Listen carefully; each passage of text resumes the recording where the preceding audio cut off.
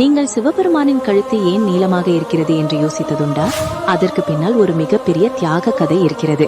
ஒரு காலத்தில் தேவர்கள் மற்றும் அசுரர்கள் சேர்ந்து பார்க்கடலை கடைக்க முடிவு செய்தார்கள். அமிர்தத்தை பெறவே அந்த முயற்சி. ஆனால் முதலில் கிடைத்தது அமிர்தமில்லை, மிகவும் கொடிய ஹாலாஹல விஷம். அந்த விஷம் உலகையே அழிக்கக்கூடிய சக்தியுடையது.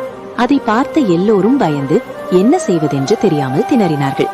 அப்போது அவர்கள் சிவபெருமானை நாடினர்.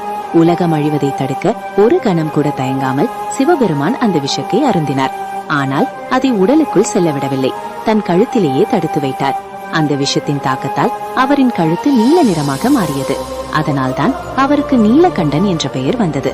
இந்த கதை நமக்கு சொல்லுவது, உண்மையான தலைவன் என்றால் தன்னையே தியாகம் செய்து மற்றவர்களை காப்பாற்றுவான் என்பதே.